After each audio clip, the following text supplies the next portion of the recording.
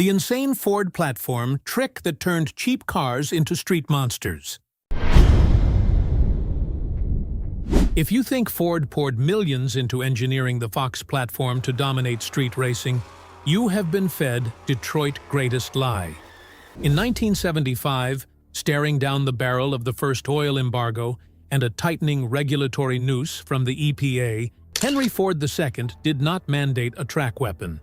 He ordered a disposable, cost-cutting chassis to underpin the world's most boring grocery getter, the 1978 Fairmont.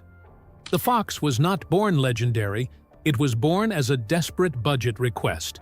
Yet, by designing a cheap unibody with a comically oversized engine bay, simply to share parts across wildly different commuter cars, Ford accountants accidentally engineered the ultimate blank canvas for DIY mechanics. They built a chassis meant to be thrown away, and instead handed America its most dangerous mechanical loophole. If you want to know how cheap steel beat billion-dollar engineering, drop a like, share this breakdown with your garage crew, and comment your craziest junkyard engine swap below. In the late 70s, dropping an engine into a welded subframe was Detroit's standard. General Motors' F-Body Camaro utilized a sophisticated double wishbone front suspension.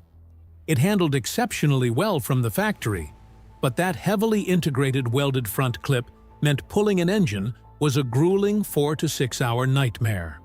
Ford product planner Hal Sperlich did not have the luxury of that kind of budget. To shave factory assembly time down to just 90 seconds, Ford engineered the Fox K member to be entirely bolt-in. Workers could marry the entire engine, transmission, and front suspension to the unibody from the bottom up.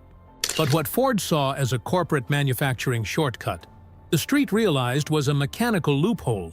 You could drop the entire front cradle by removing just 4 main bolts. The second half of that trick was the McPherson strut setup. Handling purists absolutely hated its geometry. But by completely eliminating the upper control arms, Ford accidentally opened up a comically wide engine bay. It was designed solely so the factory could drop in anything from a pathetic 2.3-liter Pinto 4-cylinder to a 302 V8 without changing the chassis hard points. To a garage tuner, that massive lateral space meant you could stuff a V8 with massive turbo headers into a cheap commuter chassis without ever cutting the frame. Ford did not build a race car, they built a modular weapon. In October 1973, the oil embargo hit, and Detroit went into cardiac arrest. The EPA and insurance companies systematically slaughtered the American muscle car, forcing Ford to defend its territory with the Mustang II, a compromised compliance car based on the flimsy Pinto chassis. Performance was not just dead, it was embarrassing, with the once mighty V8 castrated to a pathetic 140 horsepower. Cut to the suffocating boardroom of Ford Motor Company, where the company was hemorrhaging cash, and Henry Ford II, the Deuce, was wielding a butcher knife to the R&D budget. Visionary product planner Hal Sperlich pushed for space-efficient front-wheel drive architectures to fight the Japanese imports. But the conservative Henry Ford II absolutely despised front-wheel drive. The corporate tension snapped when Henry Ford II famously barked the order, forcing Lee Iacocca to fire Sperlich. With the visionary gone, the engineering team left behind was handed a corporate death sentence by the accountants: engineer one single rear-wheel drive unibody platform made of the cheapest stamped steel possible that could be stretched or shrunk to underpin up to 10 completely different vehicles. It had to work for the mundane Fairmont family sedan, the Mustang, and even be dressed up as an entry-level luxury Lincoln. This was not a passion project born in a wind tunnel. It was a desperate survival tactic that accidentally approved the most adaptable street racing architecture in American history. In the late 1970s, fixing an engine to a rigidly welded subframe was not just Detroit's standard, it was a mechanical cage. Take General Motors' F-Body Camaro. GM poured cash into a highly integrated double wishbone front suspension. Out of the factory, it handled brilliantly. But that complex welded front clip meant extracting an engine was a grueling 4 to 6 hour nightmare. GM built a sophisticated sports car that actively fought the mechanic. Ford and Hal Sperlich team did not have GM budget. To survive the financial bleeding of the era, they needed a ruthless assembly shortcut. Their solution was the Fox stamped steel K-member, engineered strictly as a bolt-in module. Why? Simply so factory workers could marry the entire powertrain and front suspension to the unibody from underneath, compressing a complex engine installation into a 90-second job on the assembly line. And this is exactly where the corporate shortcut became a street racing exploit. What Ford accountants saw as manufacturing efficiency, the street recognized as a massive mechanical loophole. Tuners quickly realized that by removing just 4 main factory bolts, the entire front cradle dropped right out. But there was a second hidden engineering advantage. By utilizing a cheap McPherson strut setup, Ford completely eliminated the upper control arms, accidentally opening up a comically wide engine bay. You did not need a $1 million facility to re-engineer the car geometry. You could weld a custom tubular K-member in a driveway, bolt it back up, and stuff absolutely anything between those cavernous fenders, from a massive 460 cubic inch big block to a modern Coyote Fiv 8. Ford built a disposable commuter chassis, but accidentally handed America its ultimate DIY canvas. By 1982, Ford resurrected the 5.0-liter high-output 5.8, putting out 157 horsepower and 240 pound-feet of torque.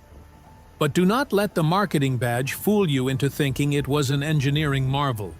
It was archaic pushrod technology.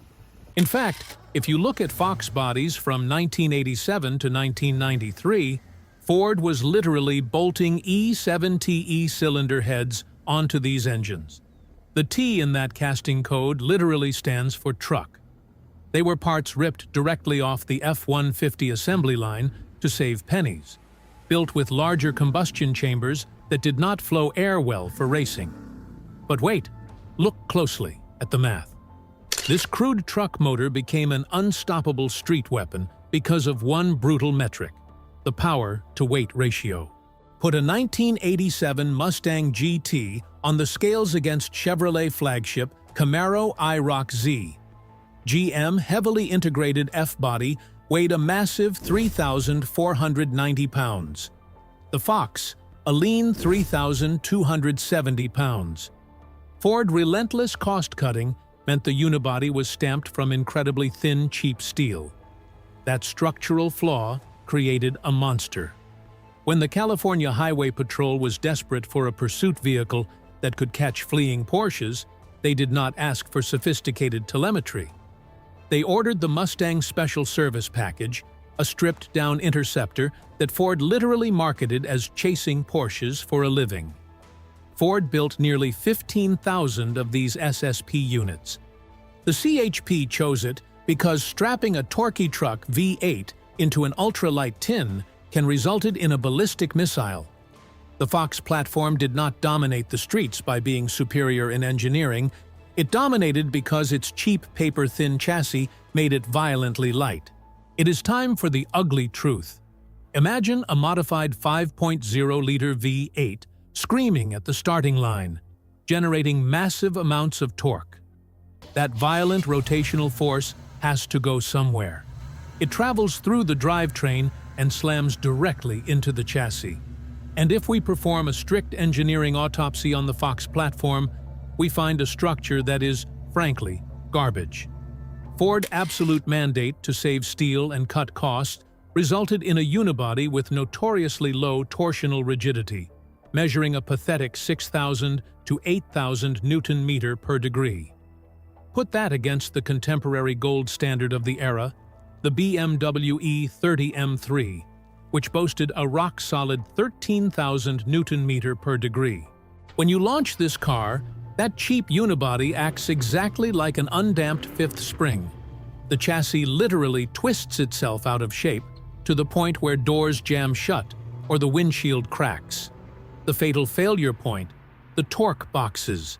These are flimsy stamped steel mounting points where the rear suspension connects to the floor pan. Under heavy launch torque, these boxes do not just bend, they literally tear themselves apart, ripping away from the paper-thin unibody like wet cardboard. By the late 80s, Ford executives knew the platform was dangerously flimsy. Their corporate solution was to try and kill the rear-wheel drive Mustang entirely, attempting to replace it with a front-wheel drive Mazda-based commuter car called the Ford Probe. But the street racers did not care about Ford panic. Tuners realized Ford had been so cheap that they left the front and rear subframes completely disconnected. The DIY fix was both brutal and brilliant: subframe connectors. Mechanics bought cheap steel tubing and simply welded the two halves of the car together right in their driveways, turning a twisting grocery getter into a rigid drag weapon. The users literally finished building the chassis that Ford accountants refused to complete. This famously flimsy chassis did not just underpin the Mustang. By copy-pasting this exact architecture across millions of Fairmonts, Thunderbirds, and Lincolns to save money, Ford accidentally engineered a massive dirt-cheap junkyard ecosystem. Snap an axle on the track, your $50 replacement was already waiting. But an empire built on thin stamped steel could not survive modern crash safety standards and torsional rigidity laws. The regulators finally caught up to the 1970s bean counters. The Fox Body did not win because of brilliant engineering. It won because it did not try to control you. By building the absolute cheapest disposable chassis, Ford inadvertently handed America its last free street racing platform. If you respect unfiltered automotive truth, subscribe for our next engineering autopsy. Comment below, what is the wildest junkyard swap you have seen in a Fox Body? Share this with your garage crew.